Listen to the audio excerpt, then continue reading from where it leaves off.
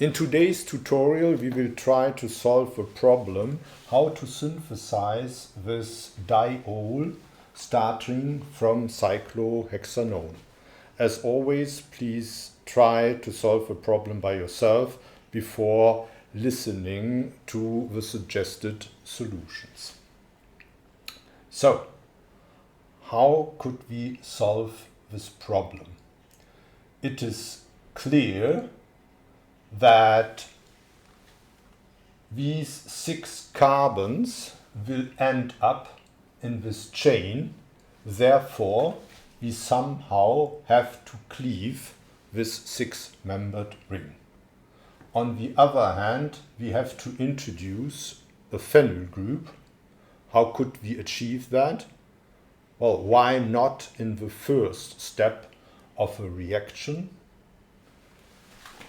Choosing, for instance, phenyl Grignard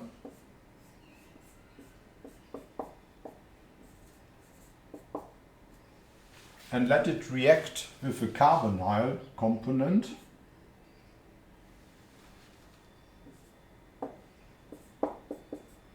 and after hydrolysis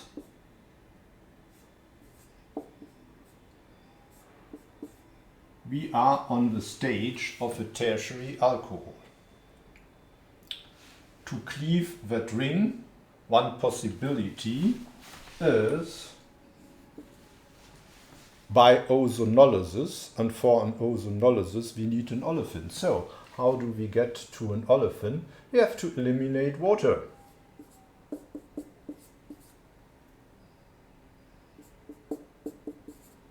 With an acidic catalyst and heating it up at a so-called Dean-Stark trap.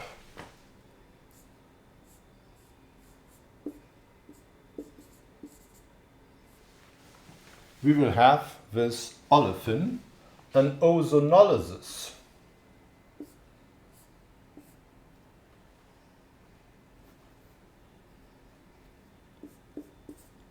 Would lead us to this dicarbonyl compound. And now we just need to reduce this intermediary product simply with sodium borohydride, and secondly hydrolysis under acidic hydrolysis under moderate reaction conditions. However, there is a problem connected with this molecule. It is rather sensitive. We have to avoid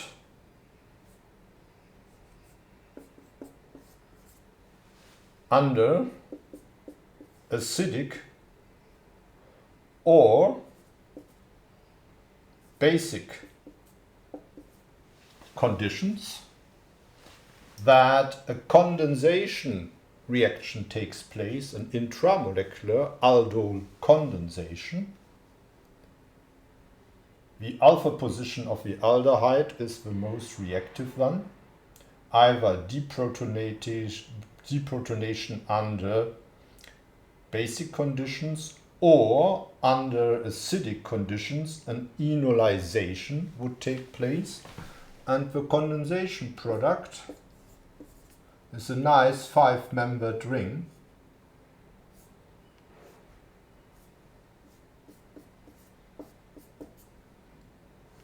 with alpha-beta unsaturated aldehyde.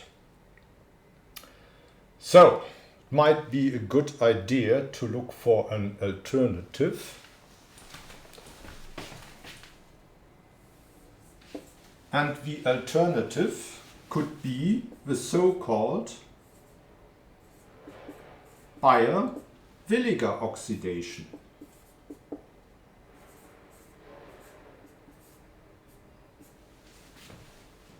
You achieve this type of oxidation by the influence of a pair acid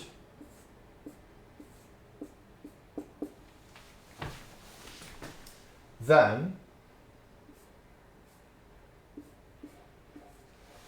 the cyclic ketone is transformed into a cyclic ester, a so-called lactone, in this case a 7-membered ring, with phenyl magnesium halide. An addition to the carbonyl group would take place.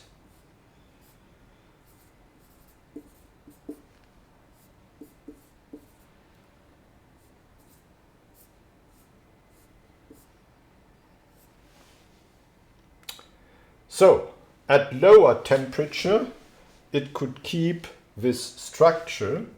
With higher temperature, there is certainly an equilibrium with the open chain isomer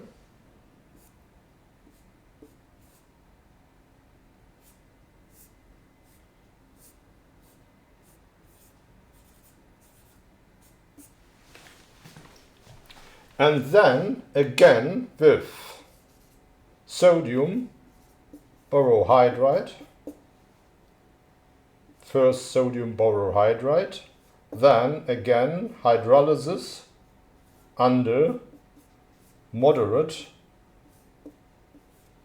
conditions. No, not catalytically. You need substantial equimolar amounts of acid.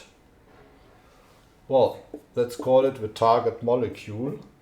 Then the result should be the target molecule. Thanks for listening.